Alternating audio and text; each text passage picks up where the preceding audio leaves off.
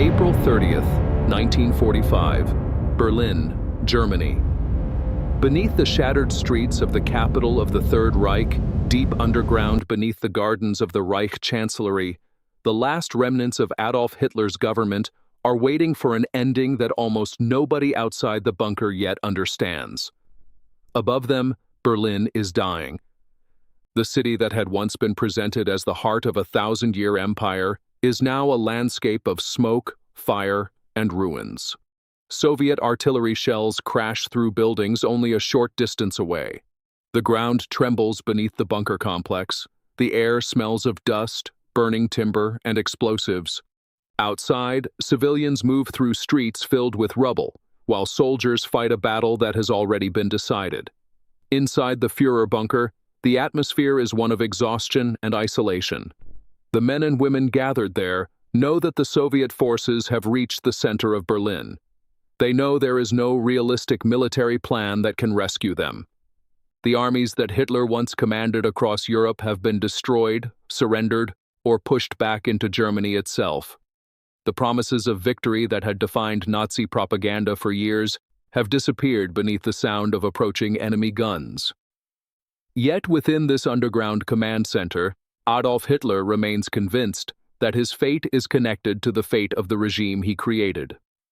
For years, his image had been carefully constructed as the unstoppable leader of a victorious Germany. He had survived political struggles, military setbacks, and even assassination attempts. But now, hidden below the ruins of his own capital, he faces the final hours of his rule. The bunker is not a place of dramatic last-minute military brilliance. It is a confined world of uncertainty, fear, and resignation. Telephone lines are failing. Communications are unreliable. Reports from the outside world are increasingly desperate. Some officers continue trying to organize defensive movements, while others quietly accept that the war is over. On this day, Hitler completes the final acts of his personal and political life. He marries Eva Braun, his longtime companion, in a small ceremony inside the bunker. The following day, as Soviet troops fight their way towards the Reich Chancellery, Hitler and Braun prepare for death. Their final moments remain among the most studied events of the 20th century. The exact sequence inside the bunker has been reconstructed through testimony from survivors, captured German officials, Soviet investigations, and later historical research. Some details remain disputed, particularly concerning the precise circumstances of Hitler's death, but the broad outline is well established. Shortly after 3:30 in the afternoon on April 30th, 1945, Hitler and Eva Braun withdraw into his private room. They will not leave alive. Their deaths mark the end of one of history's most destructive regimes and the collapse of Nazi Germany after almost 6 years of war that had killed tens of millions of people across Europe and beyond. But the story of these final hours is not only about one man hiding beneath a ruined city. It is about the collapse of an entire system built on conquest, terror, and ideological obsession. It is about how a nation that had once appeared to dominate the continent was reduced to defending a few remaining streets around its own government buildings. And it is about what happened in the final days when the world's most wanted dictator disappeared from view, leaving behind a mystery that would be investigated for decades. To understand how Hitler reached this underground room, it is necessary to understand the path that brought Germany to this moment. 6 years earlier, Nazi Germany had launched a war that transformed the world. On September 1st, 1939, German forces invaded Poland. Within weeks, Poland was defeated, and Europe entered a conflict that would eventually involve more than 50 countries. German armies achieved a series of early victories through a combination of speed, coordination, armored warfare, air power, and surprise. The fall of France in June 1940 appeared to confirm Hitler's belief that Germany's military power was almost unstoppable. British cities were bombed during the Blitz. Across Europe, Nazi occupation brought repression, exploitation, and mass persecution. The invasion of the Soviet Union in June 1941 opened the largest and bloodiest theater of the war.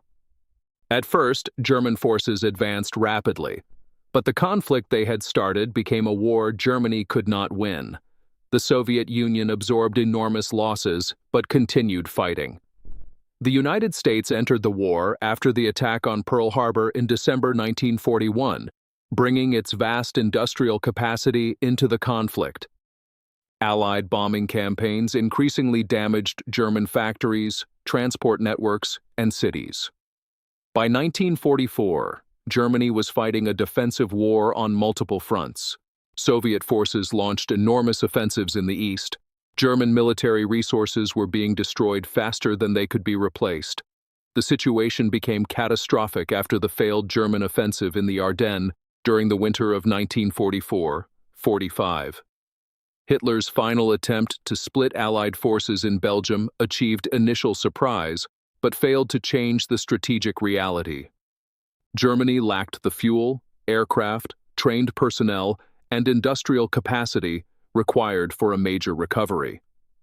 By early 1945, the defeat of Nazi Germany was no longer a question of possibility. It was a matter of time. The Soviet advance towards Berlin became the final stage of the war in Europe. The Red Army had fought its way westward through enormous battles, including the destruction of German forces in Belarus during Operation Bagration in 1944 and the fierce fighting across Poland and eastern Germany. When Soviet forces reached the Oder River in April 1945, Berlin was only around 60 kilometers away. The city was defended by a mixture of remaining German military units, Waffen-SS formations, police forces, Hitler Youth members, and hastily assembled militia. Many of these defenders lacked proper training, equipment, or realistic chances of success. The battle for Berlin became one of the final major battles of the Second World War in Europe.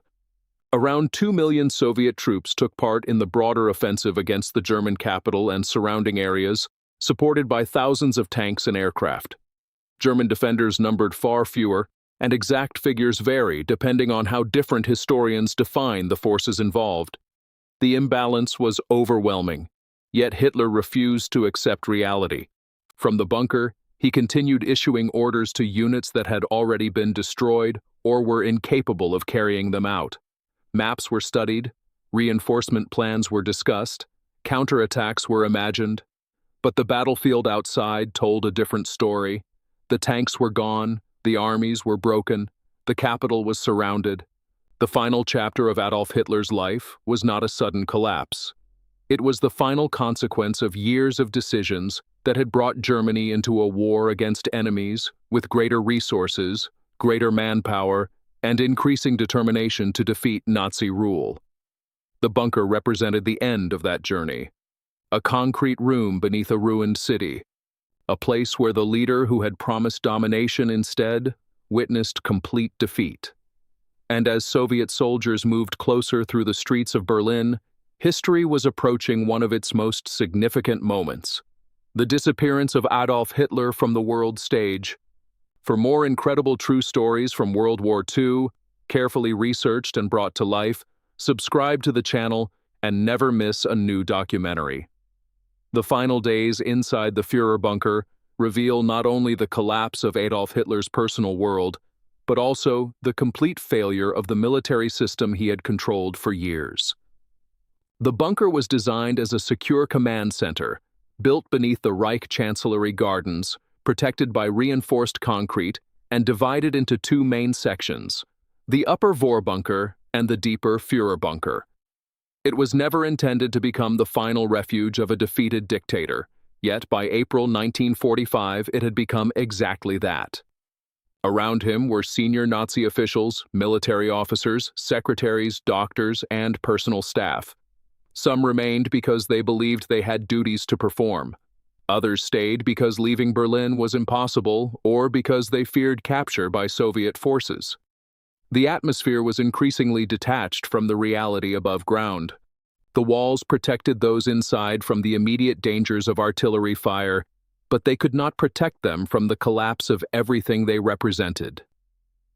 The bunker's communication system, became the center of Hitler's increasingly unrealistic attempts to influence the battle.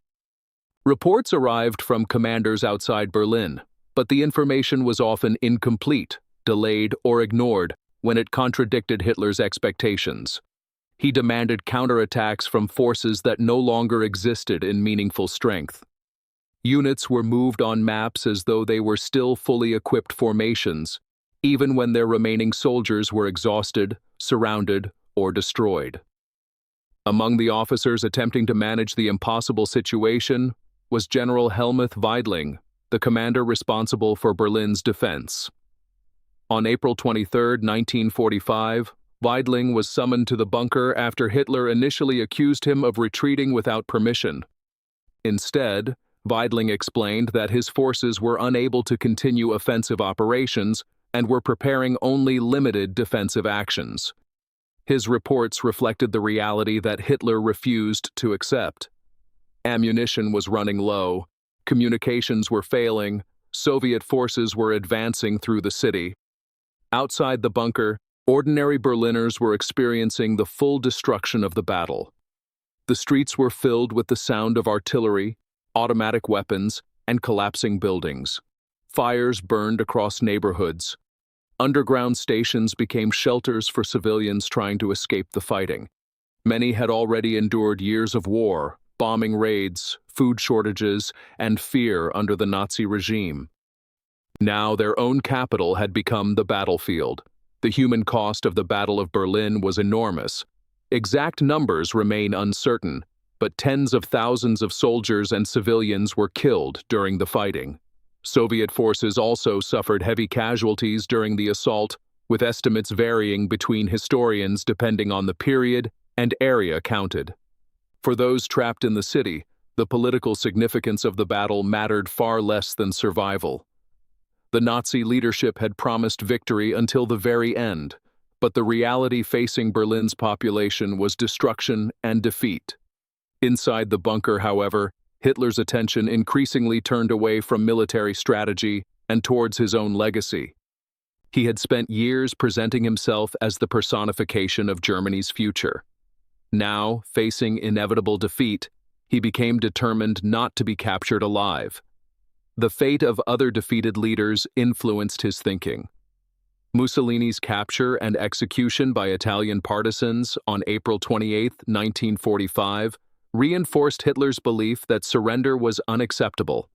He feared humiliation, public trial, and becoming a symbol of defeat.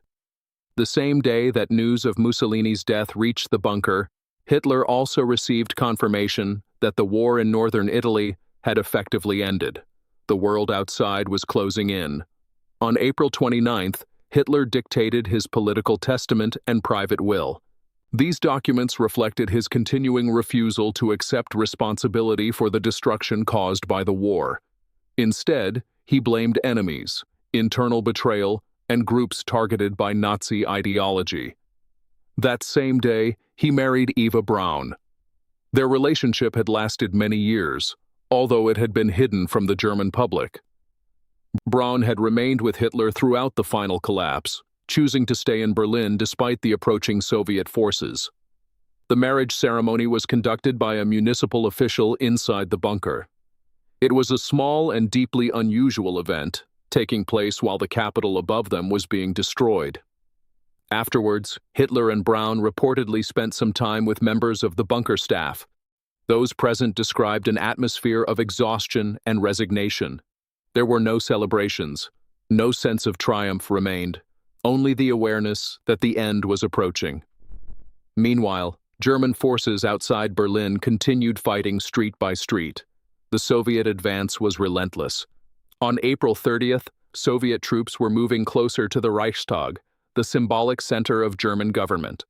Although the building itself was not Hitler's headquarters, its capture became an important objective for Soviet forces because of its political significance. The battle around the Reichstag became one of the most famous episodes of the final days of the war in Europe. Soviet soldiers raised the red banner over the damaged building on May 2, 1945, although the exact circumstances and timing of the famous photograph associated with the event were later shaped by Soviet propaganda and reconstruction. But before that moment, deep underground, Hitler had already decided his own ending. On the afternoon of April 30th, he met with several members of his staff. He said farewell to those remaining in the bunker. According to survivors' accounts, he appeared physically weakened and mentally exhausted. His health had deteriorated significantly during the final months of the war, with witnesses describing a noticeable decline in his appearance and movement. Shortly after 3:30 p.m., Hitler and Eva Braun entered their private room. What happened next has been examined repeatedly by historians. The surviving evidence indicates that Hitler died by suicide. Eva Braun also died that afternoon. The precise details of the deaths have been debated, partly because the bodies were not recovered intact and because early Soviet investigations produced conflicting information. According to accounts from bunker survivors, their bodies were discovered shortly afterwards. Following Hitler's instructions, his personal aides carried the remains outside into the Reich Chancellery garden, where they were covered with petrol and burned. The attempt to destroy the bodies was only partially successful. The collapse of the Third Reich was now irreversible. Yet even in death, Hitler's final orders revealed the same obsession that had defined his rule. He had demanded destruction rather than surrender. He had ordered a nation already devastated by war to continue fighting, despite knowing that defeat was unavoidable. The bunker staff remained for several more days, trapped between duty, fear, and the knowledge that history had moved beyond them. On May 1, 1945, Joseph Goebbels, Hitler's propaganda minister and one of his closest political allies, also died by suicide after arranging the killing of his 6 children. His death represented another final act of loyalty to a regime that had brought catastrophe upon Europe. On May 2nd, General Weidling surrendered the remaining German forces in Berlin. The battle was over. The city that had once been the center of Nazi power was now occupied by Soviet troops. But the question remained, what had happened to Adolf Hitler? For years afterwards, rumors circulated around the world. Some claimed he had escaped, others suggested he had fled to another country. These stories gained attention because Soviet authorities released inconsistent information about the discovery of his remains. However, extensive historical research, including investigations of eyewitness testimony, dental records, and Soviet archival material released after the end of the Cold War, supports the conclusion that Hitler died in the bunker on April 30, 1945. The man who had once commanded armies across Europe ended his life in a concrete shelter beneath a destroyed capital. His final command center was not a fortress of victory. It was a monument to defeat. And as the war in Europe moved towards its final surrender, the world began the difficult process of understanding how such destruction had occurred and what lessons would remain from the ruins of Nazi Germany. The fall of Berlin did not immediately end the war everywhere in Europe, but Hitler's death removed the final figure around whom the Nazi regime had been organized. Within days, the remaining German leadership moved towards surrender. On May 7, 1945, General Alfred Jodl signed the unconditional surrender of German forces at Allied headquarters in Reims, France.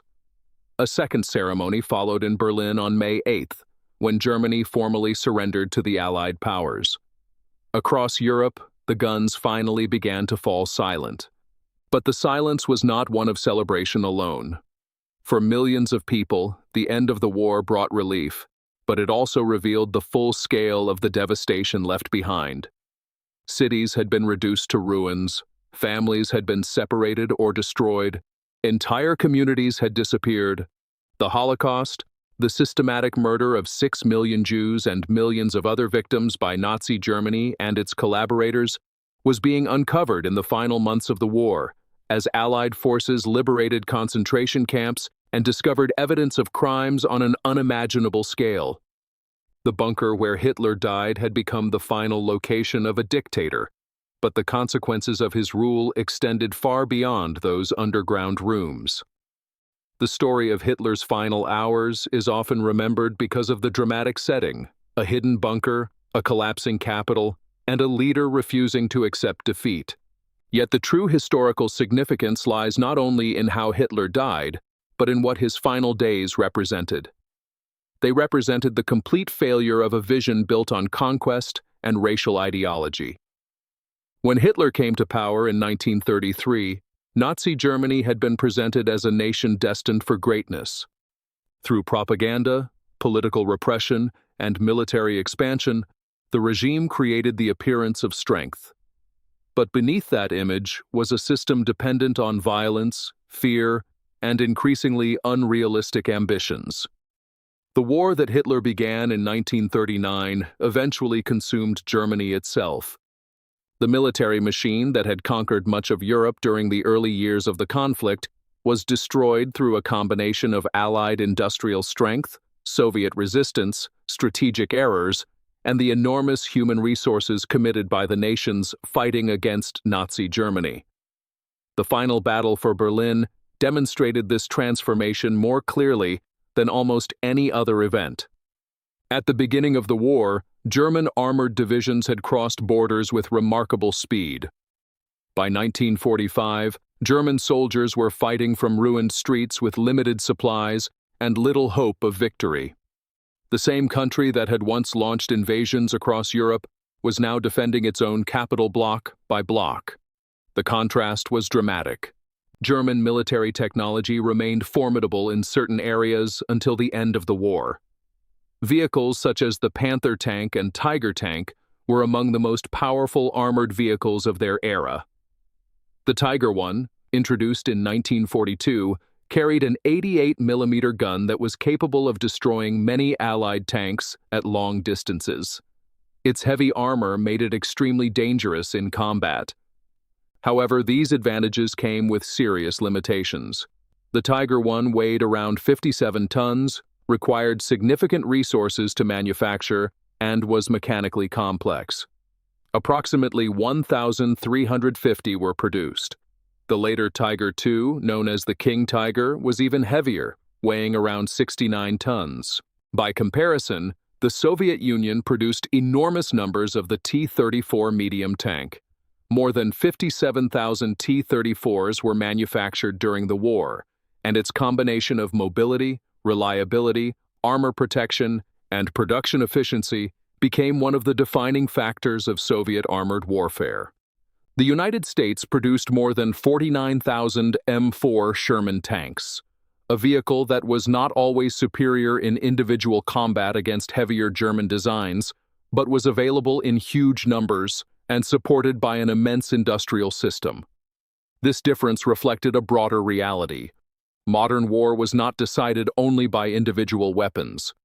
It was decided by the ability to produce, maintain, supply, and replace them. Germany repeatedly created technically impressive equipment, but often struggled with production efficiency, fuel shortages, and strategic priorities. The Allied powers increasingly combined engineering capability with industrial scale. The same pattern appeared in aviation, naval power, logistics, and intelligence. The final destruction of Nazi Germany was therefore not caused by one single weapon or battle. It was the result of years of pressure from multiple directions. The collapse beneath the streets of Berlin was the visible end of a much larger historical process. The remains of the Führer bunker itself became part of the complex legacy of the Nazi period. After the war, much of the Reich Chancellery was destroyed. The bunker structure was partially demolished, and the site was later redeveloped. Today, there is no preserved public museum inside the bunker, partly because authorities wanted to prevent it becoming a place of extremist pilgrimage. Historical evidence connected to Hitler's final days is preserved instead through archives, museums, and research institutions. Documents, photographs, eyewitness accounts, and archaeological investigations continue to help historians understand the final chapter of the Third Reich. Museums such as the Topography of Terror document the history of Nazi persecution and state violence, while institutions such as the German Historical Museum preserve broader collections relating to German history, including the Nazi period. The study of Hitler's final hours remains important because it shows how political systems built around extreme ideology can lead to catastrophic consequences. The bunker was not simply a room where a dictator died. It was the final stage of a political movement that had transformed an entire continent through war and genocide. When the first reports of Hitler's death emerged, many people around the world struggled to believe that the man responsible for so much destruction had vanished in such a hidden and isolated way. But history had already moved beyond him. The armies that had fought across Europe were now turning towards the enormous task of rebuilding. Prisoners were being liberated. Survivors were searching for missing relatives. Governments were preparing for a new international order shaped by the lessons of the conflict. And beneath the ruins of Berlin, the remains of the Nazi leadership disappeared into history. On April 30th, 1945, the final hours of Adolf Hitler unfolded in a small underground complex surrounded by a city on fire. The sounds that filled that day were not the sounds of victory. They were the sounds of collapse, the thunder of artillery, the movement of soldiers through broken streets, the fading communications of a defeated command. For years, Hitler had promised his followers that Germany would dominate Europe forever. He had spoken of an empire that would last for generations. But the reality of his final moments was the complete opposite. A bunker, a destroyed capital, a defeated nation. The man who had once stood before enormous crowds as the symbol of Nazi power ended his life surrounded by the consequences of his own decisions. The final hours of Adolf Hitler were not a mystery of escape or survival.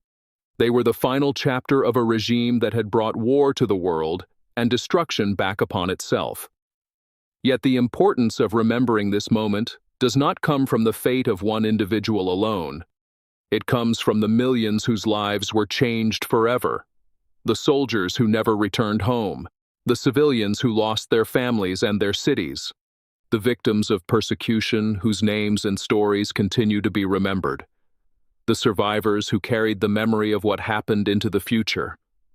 The bunker beneath Berlin was built to protect a leader from the consequences of his actions. Instead, it became the place where those consequences arrived. History remembers the final hours of Adolf Hitler not because they were the end of a powerful man, but because they revealed the end of a dangerous illusion. A reminder that no empire built on fear can last forever. No weapon can guarantee victory. No leader can escape the judgment of history. And in the silence that followed the destruction of Berlin,